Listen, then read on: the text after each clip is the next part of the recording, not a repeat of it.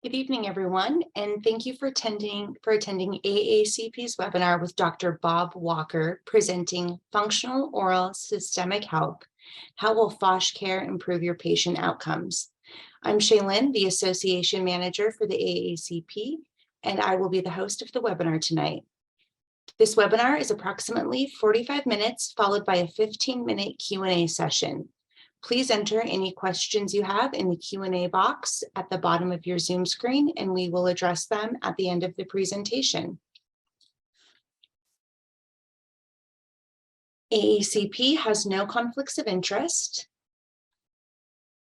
Registrants can expect to receive a recording of the presentation via email within 5 to 7 business days, and attendees will receive their CE certificate of attendance within 30 days of the webinar air date. I would also like to briefly mention some upcoming events for the AACP. Our next complimentary webinar will be January 11th with Dr. Eric Phelps presenting the Airway report. Also, registration is now open for AACP's annual International Clinical Symposium, August 11th through 12th in San Antonio, Texas. You can register for the symposium by visiting aacfp.org.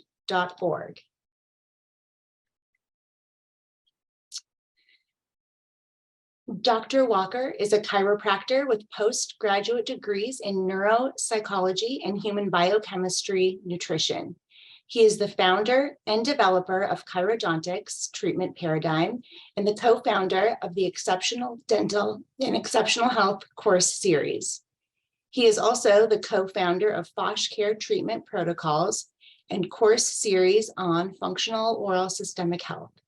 Dr. Walker has presented to dental and healthcare audiences worldwide for over 30 years on topics such as pain, posture, cranial distortions, and their corrections, as well as on dental, orthopedics, and aesthetics, dental computer diagnostics, TMD, and headache treatment strategies, and the application of clinical nutrition.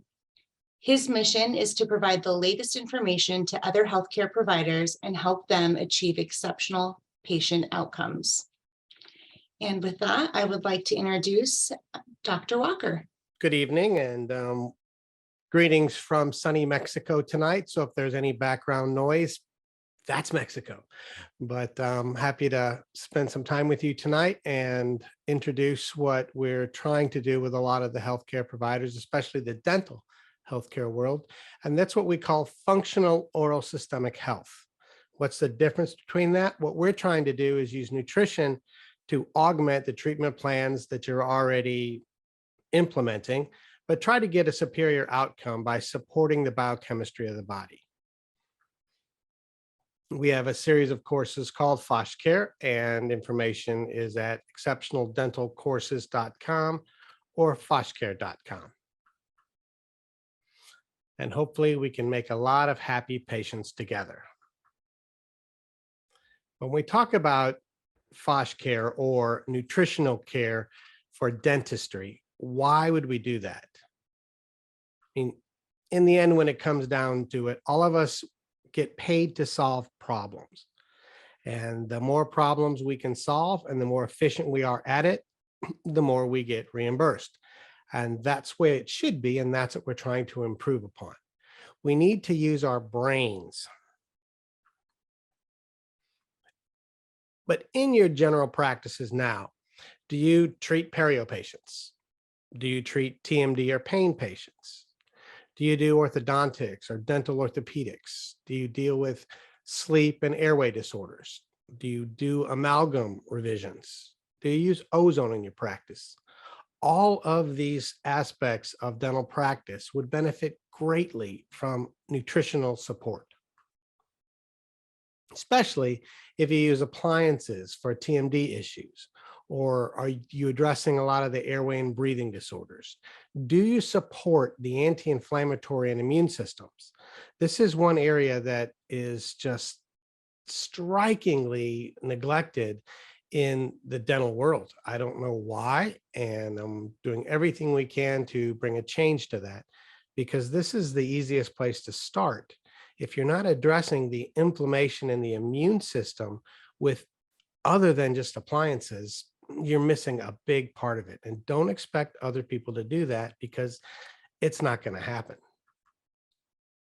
especially when it comes to airway, breathing, sleep disorders. So why not, question now, is use a little nutritional support for these situations. You will get a better outcome.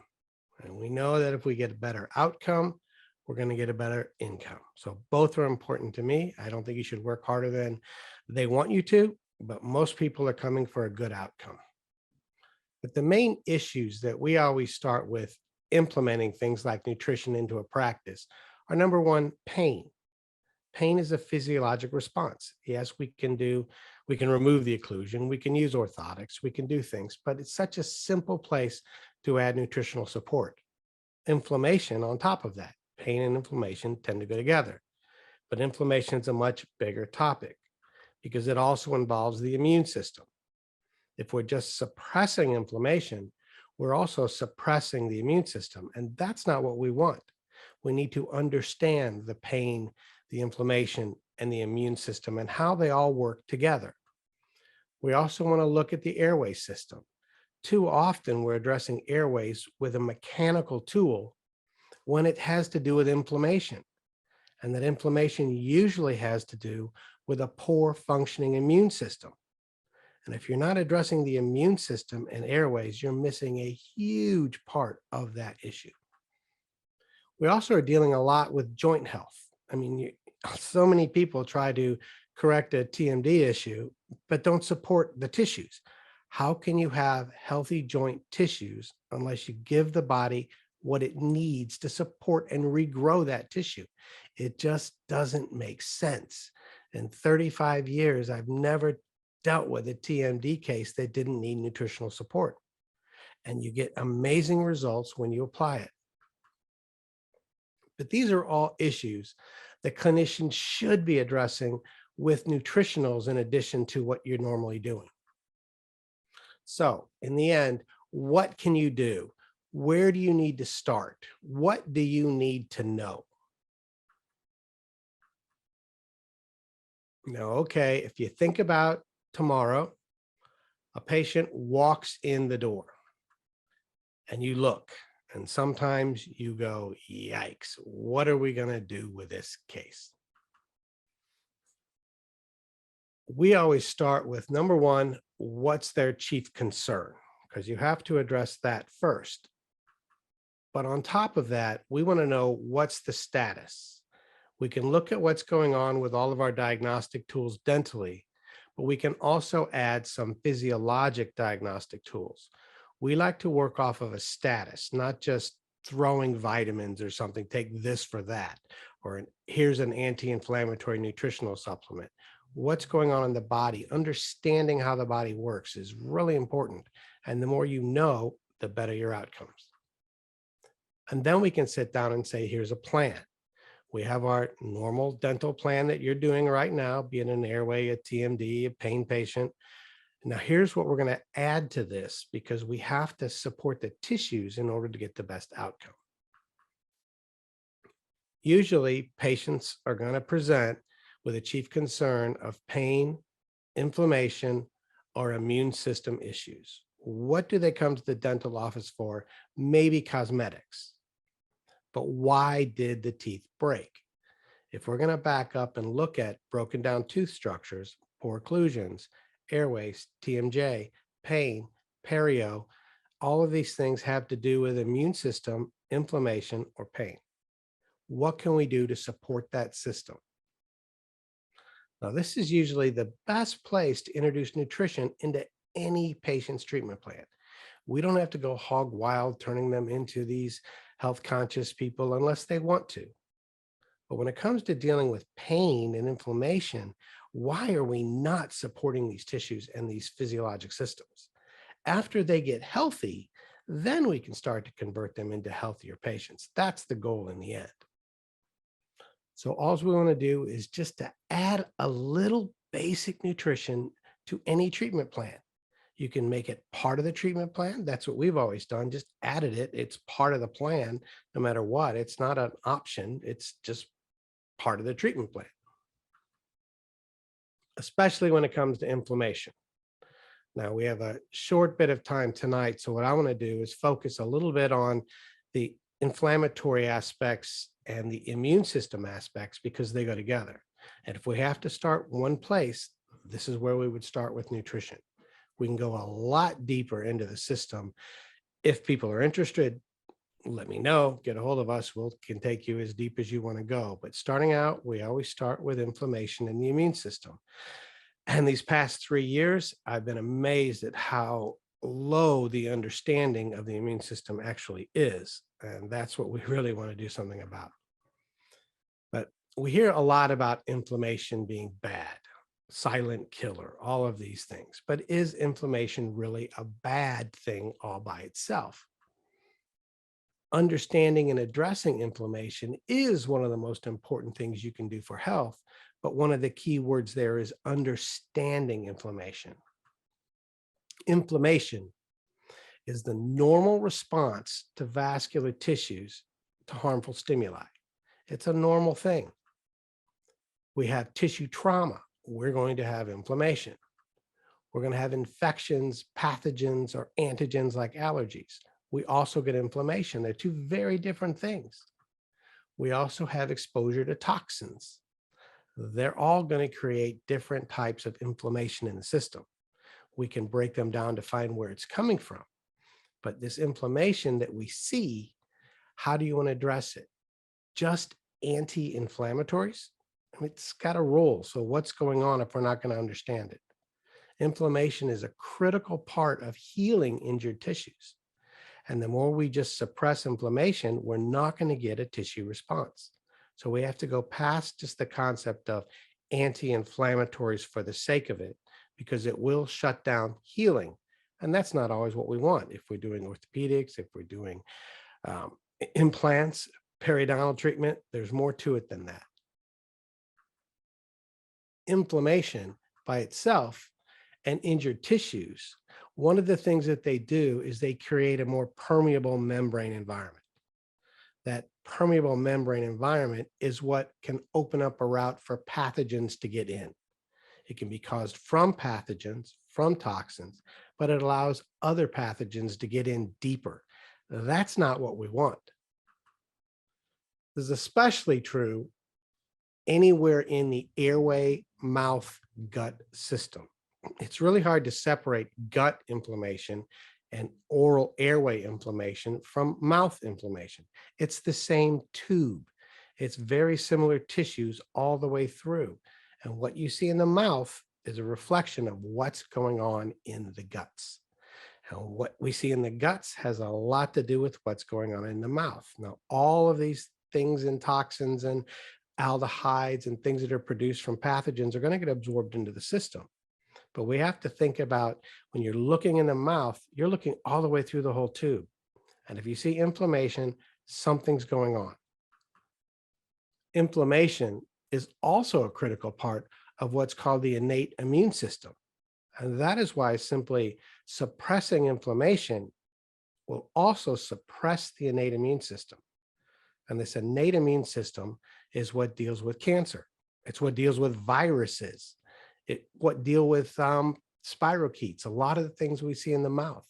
This is what we don't want to just suppress it, because then what we're going to do is just shut down the immune system. That's not what we want. The goal is to support the immune system and allow normal inflammatory resolution. That's the difference between what we're talking about in FOSH-CARE and just normal anti-inflammatory treatment. Inflammation is an essential part to any kind of healing, as well as addressing and destroying the invading pathogens. So inflammation is what the innate immune system uses to kill pathogens. This is called the oxidative burst. This is very oxidative, as we say, and yet people say oxidation is bad. Well, anybody using ozone knows that's not true. The body uses ozone and peroxides and inflammatory responses to kill pathogens. Without this inflammatory response, your natural killer cells, your neutrophils, your macrophages, your monocytes, none of these things will function properly. So we have to support inflammation where it's needed and then suppress it when it's done. It's all about communication among the cells. In the end, we find that inflammation can injure tissues and let pathogens in. And it's also responsible for killing them. So it's a conundrum. You can't separate inflammation from the immune system. So we lump those together to understanding the immune system and the inflammatory response we're dealing with. Since inflammation is such a critical part of the immune system, we really need to understand them, and we can't just consider inflammation as bad. That's just such a 1970s and 80s mentality. Inflammation is bad. And yet we still see it today. I just today saw a whole nother thing on, whoa, the silent killers. It's all about inflammation. No, let's take it deeper. It's all about a weakened immune system that's not signaling the body to turn the inflammation off. So how can we help that system? That's the goal. The general problem with inflammation comes in if the inflammatory response is not properly regulated. Once again, this is signaling, and that's what can lead to chronic inflammation. And yes, chronic inflammation can cause a problem because that can lead to things that we see in the respiratory sleep disorders. And it can go even deeper into the sleep stage disorders, but primarily it's dealing with the respiratory system. It can also deal with a lot of the periodontal issues. I mean, that's what's happening is we're getting inflammation that's not being turned off because we're not actually getting to the pathogens properly with sufficient force to signal the off switch. We can look at obesity. Fat and inflammation go together. Fat cells produce their own inflammasomes. We look at allergies and airways, very much affecting our respiratory system. And this is one of the things that sets up most sleep disorders. And yet the solution is to amputate tonsils and adenoids. That just doesn't make any sense anymore. We have arthritis and a lot of autoimmune diseases, even the stiff person syndrome. This has to do with the immune system's chronic inflammation and not being signaled to turn off properly. Diabetes goes with obesity. However, diabetes and insulin has a lot of issues with infection as well as sleep stages. We have cardiovascular disease and inflammation. We hear this so much. And the answer is not just anti-inflammatories. In fact, that makes the system worse. We need to understand it.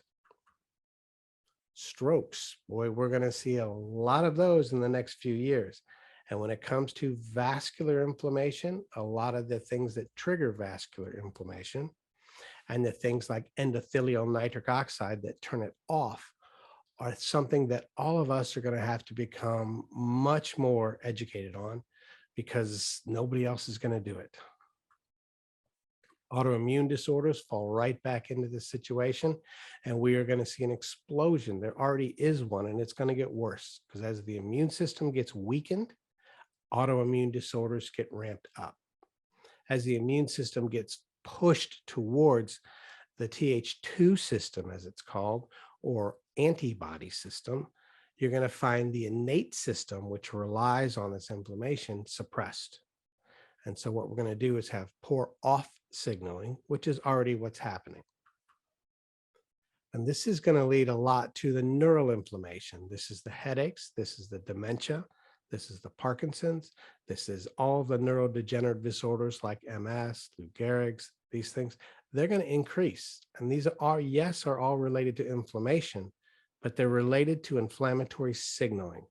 And that's the difference. We want to find out what's going on with the body, what's going on with this inflammatory signaling, and how we can help the body shut things off. When it comes to cancer, it's all about the innate immune system. This system is what's recognizing self from non-self issues. The body has a really intricate mechanism of knowing what cell is normal, what cell is abnormal, what cell is a part of us, and what is not. This is autoimmune, this is neural, this is infections, and cancer cells. And the way it deals with it in the end is inflammation and causing an auto cell destruction. We have to have the system working properly. Now you can say, this isn't dentistry. I say, yes, but when you look in the mouth and you see inflammation, you're looking at the rest of the body. It is the window to the physiology of the body. And you don't have to say you're treating cancer, you're treating autoimmune, you're treating cardiovascular. What you're doing is creating healthy oral tissue. And by treating healthy oral tissue in the mouth, you're treating it through the whole body. You can't not. And that's the key. All you have to do is treat the inflammation that you see in the mouth with nutrition. And as a result, the rest of the body gets healthy. You can say, oops, didn't mean to do that, but you are. And treating perio properly, sleep properly, TMD pain, oral inflammation, you're going to create a healthy environment for the rest of the system. What do we want to do with nutrition is really help the system do its job. We're not using it as a this for that, which is really what a drug would be used for. What we're trying to do is support healthy tissues. And by understanding them and all the systems, we can treat a lot, because the causes of inflammation can come from the toxicity, from the immune system, from blood sugar issues, all of these other things that are going on. And yes, if what we're trying to do is to create healthy oral tissue, that is your scope. And that's what we're trying to get done. Then what we want to do is signal the body to turn the inflammation off.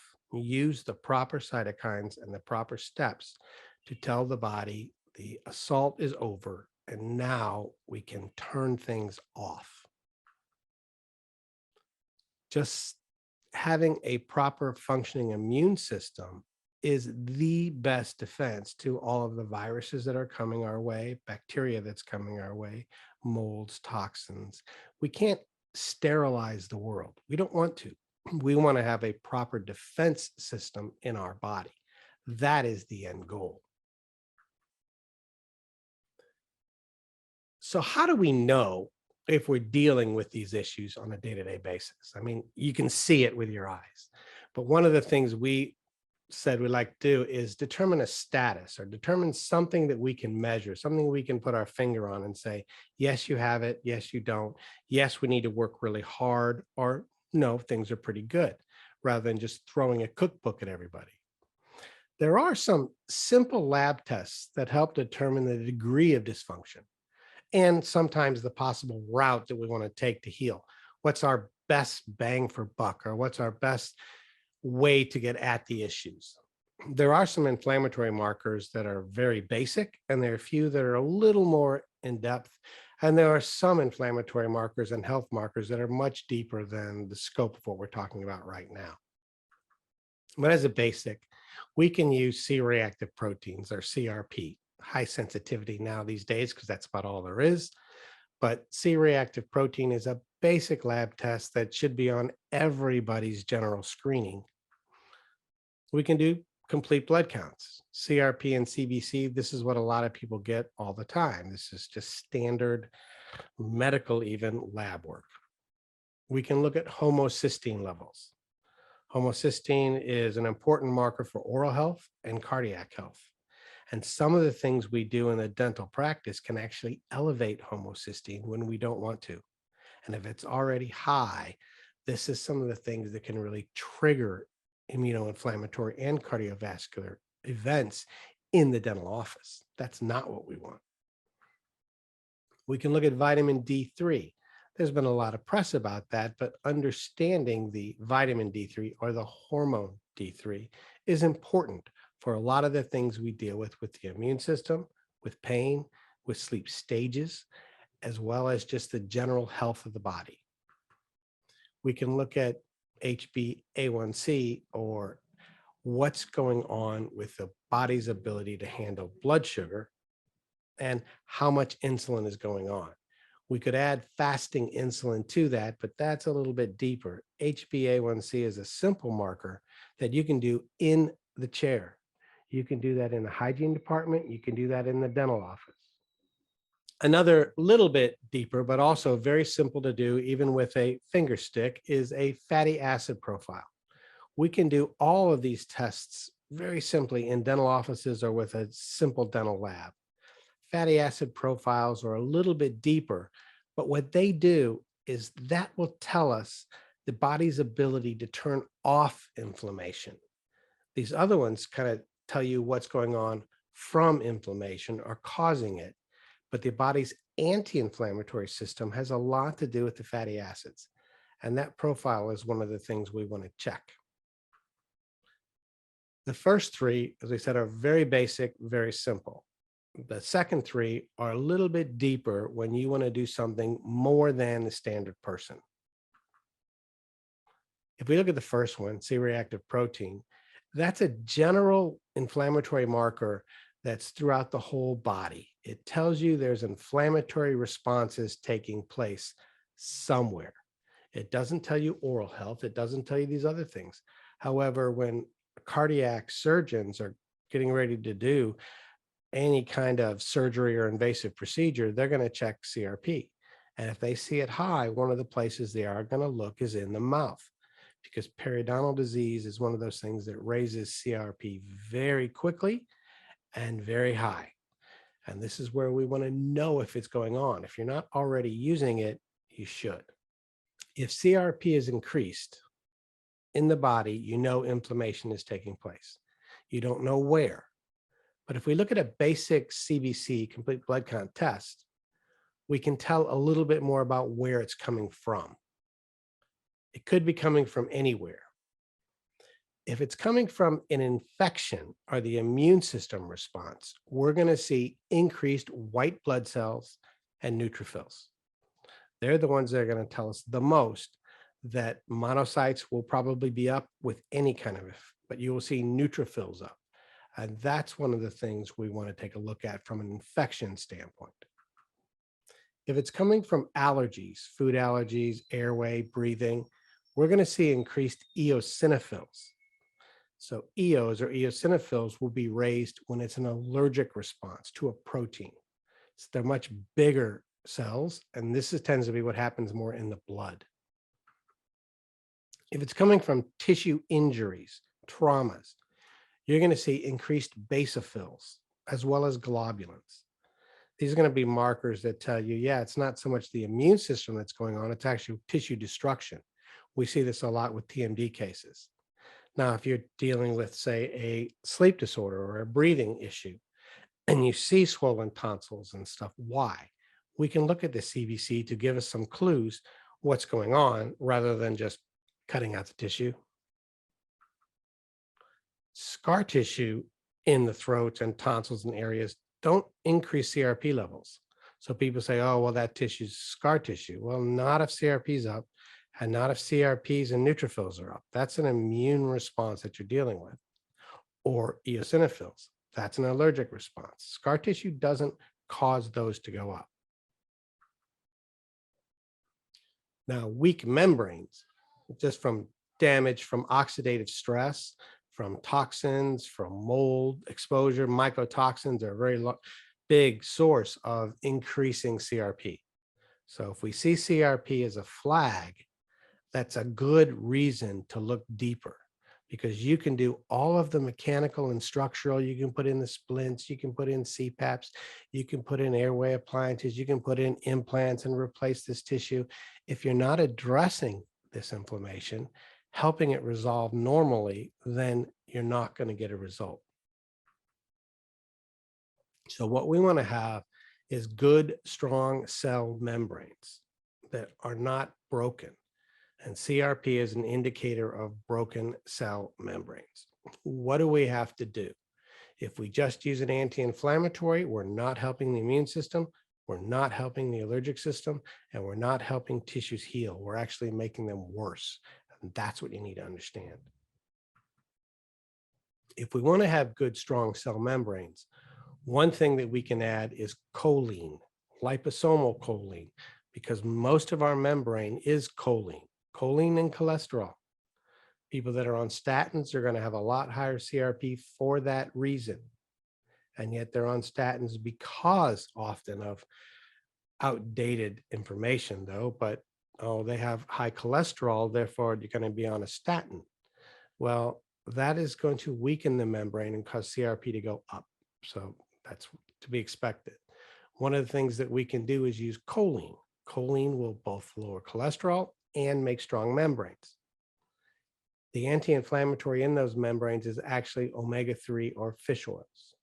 We want high quality fish oils and high quality choline to help bring CRP down. There's some common inflammatory markers that you can look at to confirm the presence of a lot of the more chronic inflammation if we want to go a level deeper. One of the most common is high homocysteine. Now, homocysteine as a marker has been linked to cardiovascular disease, to neural inflammation, and to most chronic diseases, especially those vascular diseases and cardiovascular diseases. But this also has to do with that oral tissue that you're looking at. Homocysteine is a very inflammatory chemical by itself, but it's not bad. Homocysteine is actually required to make glutathione or to make cysteine. We've heard a lot about people taking NAC, N-acetylcysteine. Your body makes cysteine and it makes glutathione from homocysteine. And that's why just calling it to be bad is not true. You don't want none, you just don't want it too high. And if it's too high, why? If you're making it, but it's not going into other chemicals, why? What are you missing? This has a lot to do with very trendy these days, and it's called methylation cycle. What is homocysteine? Homocysteine is just methionine that's been demethylated. I mean, you can just stick a methyl group back on, and then it's methionine. That's what methyl B12 does. You can also use choline. You can use DMG. These are things that help to return it or recycle it. Very easy if we see it high.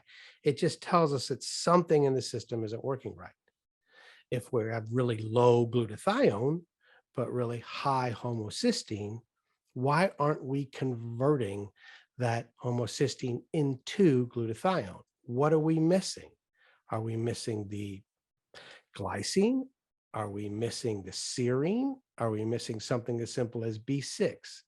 We can tell these things if we know it, but we start with a marker like high homocysteine and then go a little bit deeper because it's an important and simple marker.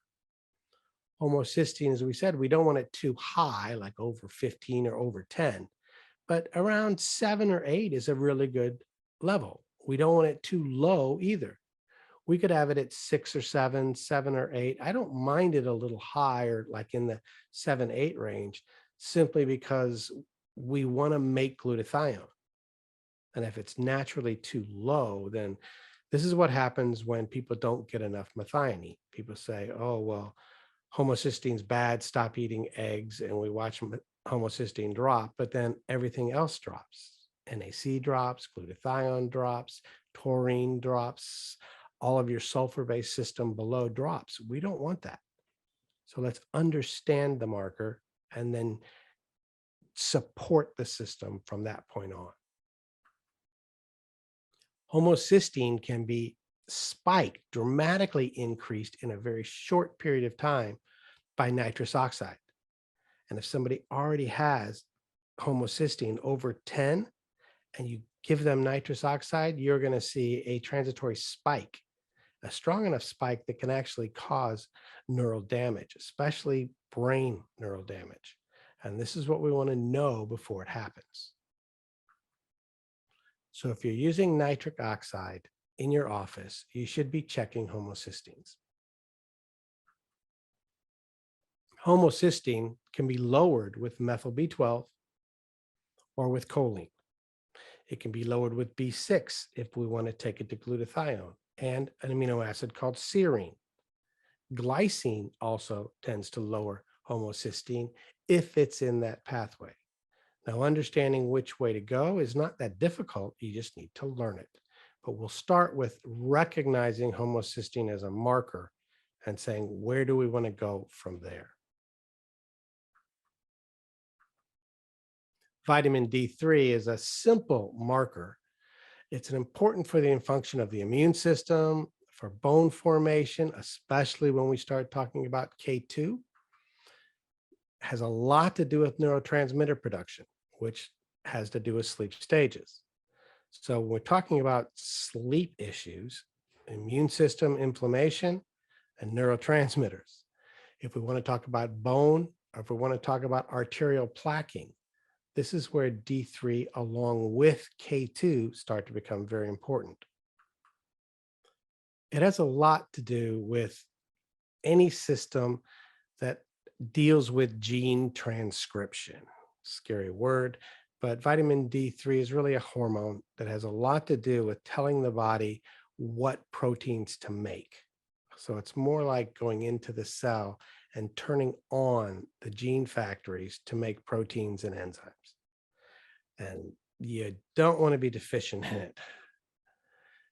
The normal reference range is this huge, they call 30 to 100. We see a lot of people in the 50s, depending upon where you are in the time of the year. I would much rather see it in the 70 to 80 range. When it's over 80, over 100, it's usually only that way for a short period of time, and usually that has to do with heavy-duty supplementation.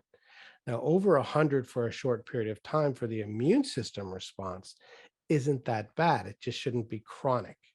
And that is where vitamin K2 starts to become important, when it's in a chronically high range. We want to get D3 levels to 60 or 70, even in the upper 70s in the wintertime especially, and then keep them there. We can hold them there. So there's a different strategy for raising D3 as well as keeping it there on a maintenance level.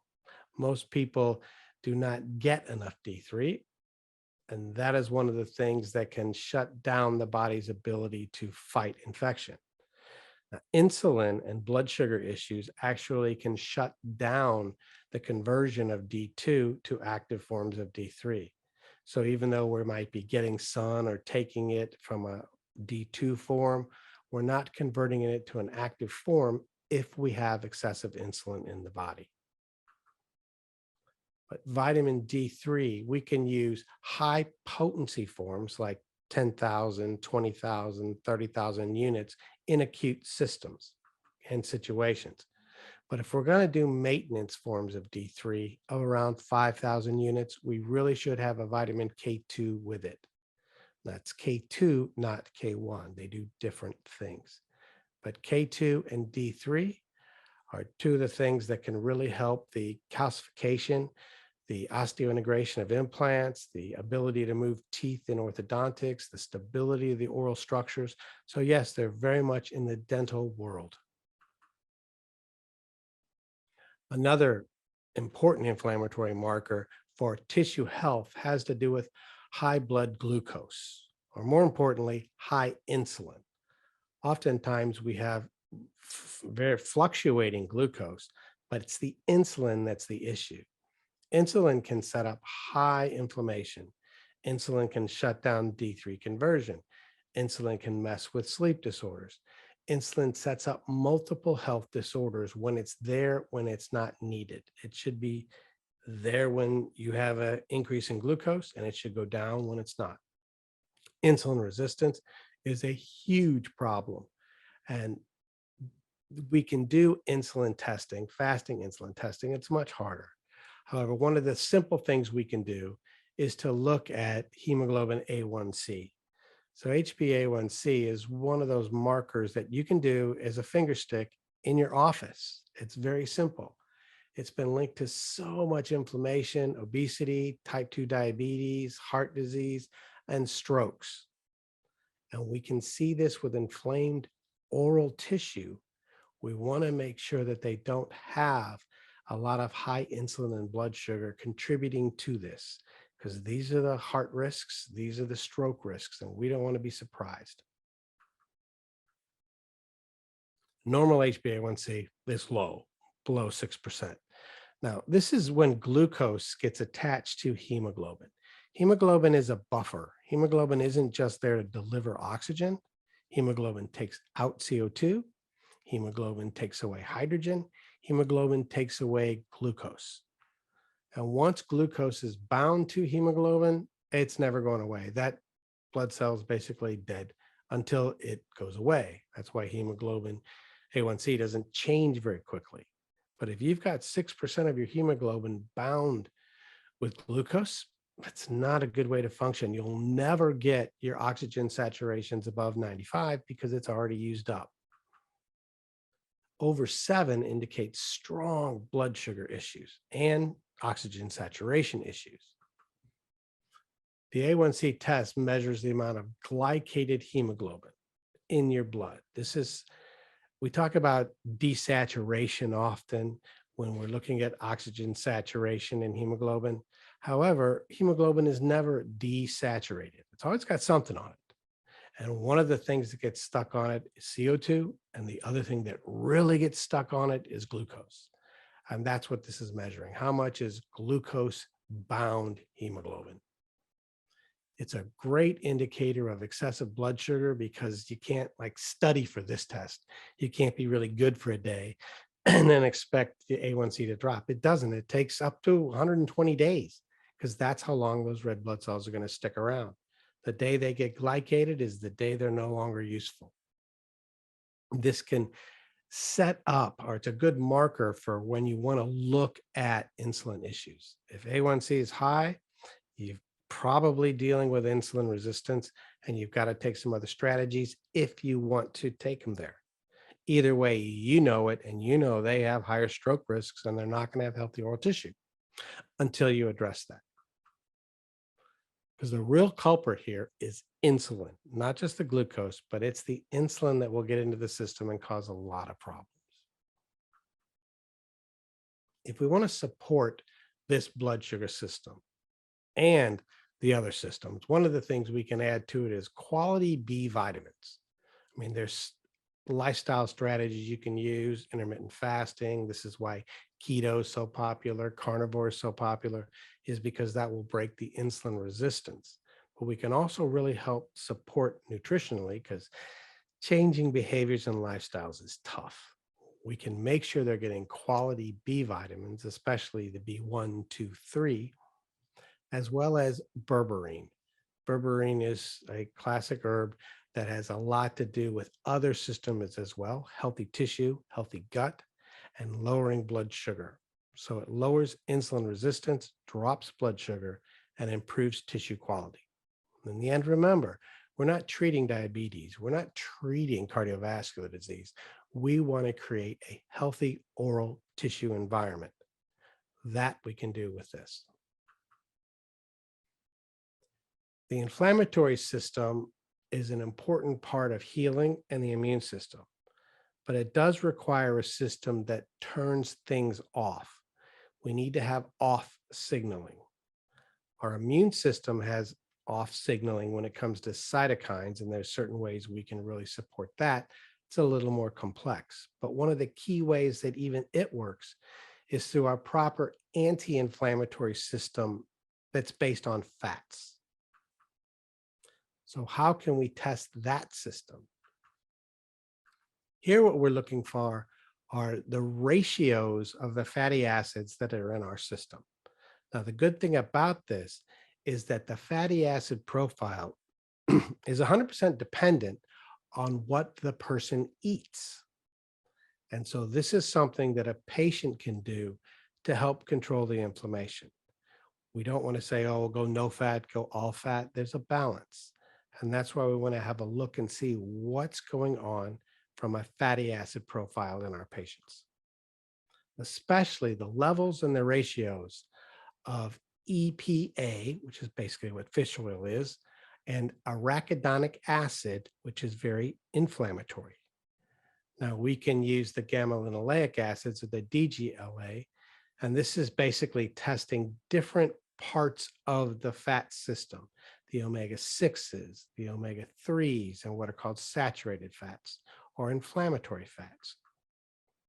So it relates to our prostaglandins 1, our prostaglandins 2, and our prostaglandins 3, along with others, but that's the basics of it. Our arachidonic acid produces prostaglandin 2. This is highly inflammatory. Arachidonic acid actually comes from vegetable oils or omega-6 oils. And insulin is one of the things that triggers the body to make more PG2. So does broken membranes. So these are signals that tell the body that we need inflammation. The immune system triggers this when it senses a pathogen. Insulin can also do this, which is why it becomes inflammatory. Arachidonic acid and PG2 are required for the immune system, so we don't want none. We have to have it on and off. It's all about the switching. Prostaglandin 3 is made from omega-3 oils like fish oils, EPA and DHA being the principal two. These are things that help the body turn off inflammation. It's highly anti-inflammatory. It's good, but we need it in balance. The EPA and DHA help turn inflammation off once it's done its job. And the difference is that they're not inflammation suppressors at normal levels. They just help the body use what it has to have a normal on-off switch. That's the difference with nutrition a lot of times, is we're not looking at using it as a this for that. We're not using it anti-inflammatory nutrition to stop the process. We're using it to help resolve the process at the end. We can get an indicator of the inflammatory status of the body and the prostaglandin balance of the body by looking at the blood's arachidonic acid levels and EPA levels. We want to look at the ratio between the two. So if we're looking here, we see the ecopento, the EPA and the arachidonic acids. These are the two that we want to see the ratio of, and then we can see the arachidonic to EPA ratio. On this example, for instance, you see very low EPA and very high arachidonic. Which is the problem? Both. Sometimes we see people with high EPA and high arachidonic. The ratio could be 1-to-1, but they're both way up there in the scale. Sometimes we see the opposite. When people take they think a little fish oil is good, so more must be better. What you can do is actually increase the EPA in the ratio so much that you actually can start to suppress the immune system. And that's why we want to keep an eye on it. We want to have arachidonic acid in the mid-range, and we want to have the EPA in the mid-range. That's what we want. We want a little bit actually higher arachidonic because it goes up and down very quickly, but we don't want to be deficient in EPA. And that's why when we look at the arachidonic acid in our body and we look at the EPA in our body, the EPA is 100% what you consume because you don't make it. That's why it's called an essential fatty acid. The arachidonic acid is generally coming from omega-6 oils, but why are they being converted? For what reason are they there? That's why we don't stress so much of, oh, we have to monitor your arachidonic. We really want to monitor EPA. But if the arachidonic is really high, the first thing we want to do is look at how much omega-6, the normal, what we call good vegetable oils, well, they're not that good. How much of that are we consuming? And then what is the signaling that's telling the body to convert it into this inflammatory arachidonic system? That is where we look at insulin and we look at CRP and we look at all these other things. But we want a balance in here. And this is something that the patient can play a large role in, but it's important to know. Now, why? Because this is what you're looking at in the membranes in the mouth, the inflammation. If you're going to take a lot of time to do orthodontics, orthopedics, implants, perio treatment, airway treatment, breathing, this is important, and yet it's ignored. Think about all of those cases you have where you've seen this stuff, but you've just said, oh, somebody else will deal with it, or we'll get a nutritionist to do it. No, you won't. It just doesn't happen. You can apply it directly for creating healthy oral tissue. That's what we want to do. If we want to support fatty acids, the easiest thing to do is to add a quality omega-3 oil. That is something we can do. But we want to keep the ratios balanced. So in the end, when we look at FOSH-CARE, what we've just learned in a short period of time is the way some of the system works. We want you to understand metabolic pathways and how to support them with nutrition. We like to get deeper. We teach an understanding of the metabolic pathways, and that's kind of the difference in FOSH-CARE. We want to create healthy patients in ourselves and our patients, but at least we can get started with basics. We can do our CRP, HbA1c, and D3 testing, simple. We can add a fatty acid profile. And we can do others if available. Now, fatty acid can be done on a blood spot, which means you don't have to send any of these out to a lab. Favorite things we use: natural anti-inflammatories. I said they don't stop it, they help resolve it. EPA, DHA, D3 with K2, berberine, quality B vitamins, quality vitamin C and bioflavonoids, multi-minerals, and phosphatidylcholine. This is kind of a toolbox stuff. I think the yellow ones are the most important, but these can be very important.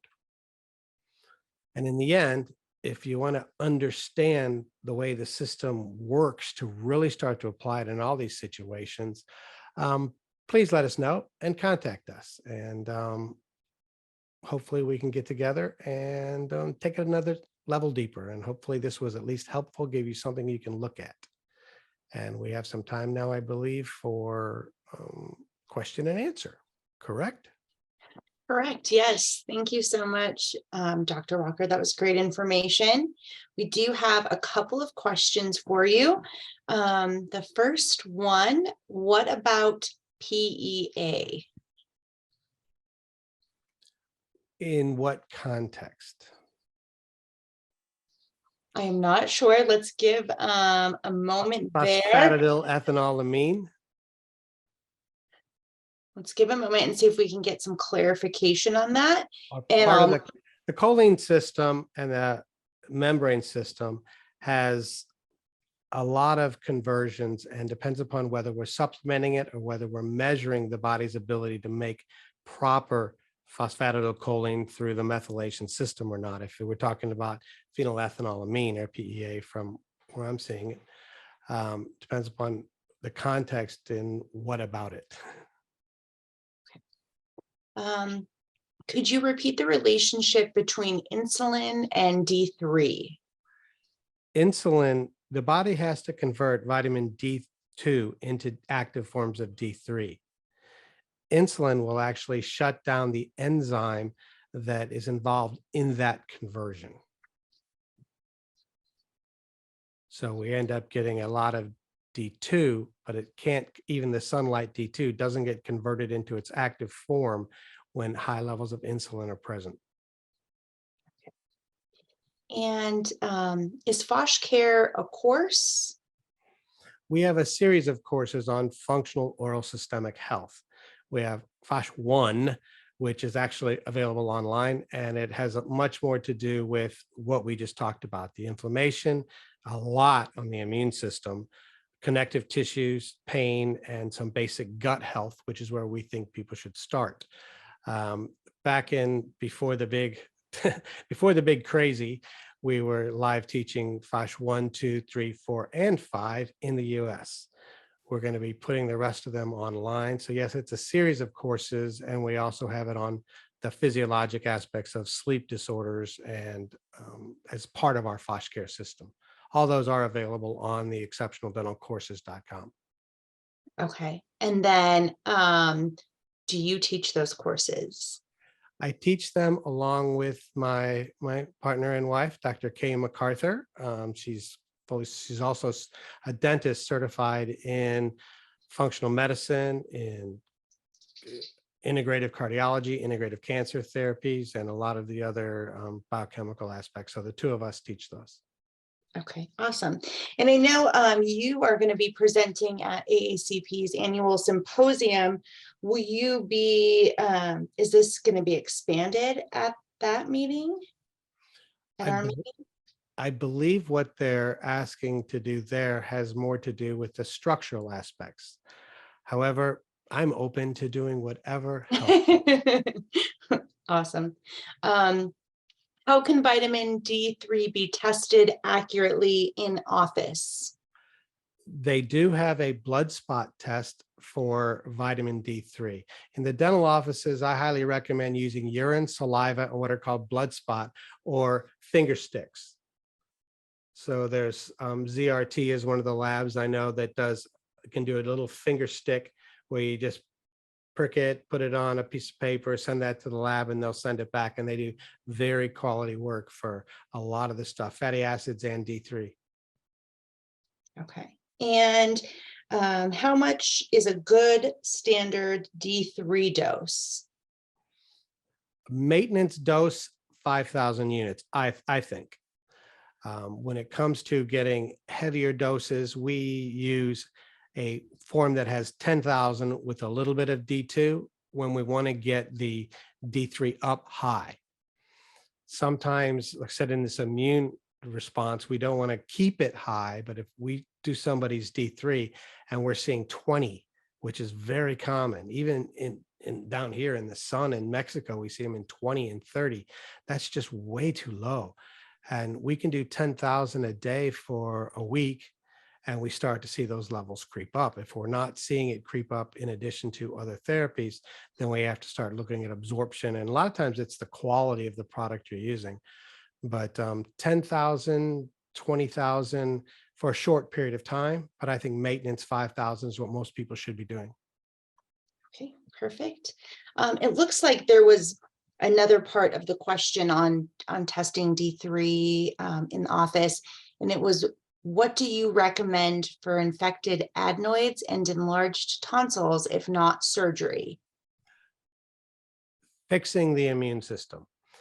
There are a lot of immunopeptides that you can use. We use like distillates from colostrum, but colostrum is a heavier molecules. You can break that down into what are the proline and lysine rich peptides, and you can use it as a throat spray back there. And we see a massive quick response to that oral airway tissues. We also look at what's going on with the rest of the immune system. Like we said, vitamin D is a part of it. We tend to use D. We tend to use oral peptide sprays. We tend to use a nutritional substance called beta glucan. Beta glucan is one of those things that primes the natural killer cells, which is what helps remove the debris so that the tonsils and adenoids don't get so inflamed. Okay. You mentioned anti-inflammatories can be counterproductive. I take these supplements. Is that bad? Anti-inflammatory drugs are different than anti-inflammatory supplements. The anti-inflammatory medications are meant to shut down enzyme pathways. So they stop the initiation, like COX-2 inhibitors, for instance, will actually shut down the body's ability to mount an inflammatory response for the immune system, whereas using EPA just helps resolve it. So there's anti-inflammatory medications which are more effective at stopping it. I mean, there's a time and a place for really strong anti-inflammatories. I mean, believe me, when you've broken a lot of bones and done things, I can see why you want to do them for a short period. But chronic use of an anti-inflammatory medication will shut down the immune system. And that is not what we're trying to do. And nutritional anti-inflammatories and NRF2 upregulators and things like that, they don't work that way. They work on resolving the situation. And I think I maybe have time for where we have time for a few more. Is there a basic kit of tests to do in the dental office? Depending upon how your practice is set up, I think that a lot of people come in with some lab work like CRP, like CBC, homocysteine, those things, they get yearly checkups and things of that nature. But those are three that can be done. But when it comes to CRP and CBC and homocysteine, those tend to be lab driven, blood driven. When it comes to in the office, simple ones, HbA1c, D3, fatty acid profile, we use one that's a little more comprehensive called organic acid test, but that's a little bit harder on the clinician to understand. But the D3 and HbA1c are very simple in office, along with fatty acid profile. I think that's one of the best places for people to start, along with the CRP. If I could skip CBC and just use CRP, homocysteine, D3, fatty acid profiles, and HbA1c. But in office, D3, HbA1c, and fatty acids, great place to start. And PEA as an anti-inflammatory agent, as it is a short chain fatty acid and glial cell modulator. I think that was kind of going with that first. Okay. Phosphatidylethylamine has a lot to do with, once again, the choline system. And in that way, it's good because what you're doing is you're helping make stronger membranes in its way. And you're not blocking the system, you're helping it resolve, which is on the correct vein of using it to help support the system. Okay, looks like the last one. Is there any benefit in using chondrochitin and glucosamine in the TMJ and hyaluronic acid? Chondroitin sulfate is, chondroitin is what they're talking about here. Glucosamines are part of the connective tissue. And yeah, very much so. When we start talking about what you need to do to make healthy connective tissue, joint foods, chondroitin sulfates are in that realm. And that's what we want to do, along with the prolines, along with minerals, especially. Making a healthy joint matrix and synovial matrix is really, really, really beneficial when you're dealing with TMD patients. I mean, I couldn't imagine dealing with TMJ patients without using joint food. Just doesn't make any sense. Wonderful. Thank you so much. We have lots of people thanking you, and we do appreciate your time, the great presentation. And one of the other questions mentioned in the chat, someone had lost some service. So yes, this will be sent to registered attendees, the recording within 1 week. So, and those of you that know me out there, you can kind of laugh at an hour, because we usually do 3 days, 4 days, 8 days. We've got a 4 to 5 day coming up down here in Mexico for advanced health. We've got a nice functional health week. If anybody is interested, and FOSH-1 is online, and that's 3 days. And so we've got a lot of information. And most of the people know that for me, doing an hour is kind of like, yikes, how are you going to do that? Well, we appreciate you fitting it the best you can into the hour. And we look forward to hearing more from you, and look forward to seeing you this summer in San Antonio. Great. Thank you. Thank you so much, Dr. Walker. Have a good night, everyone.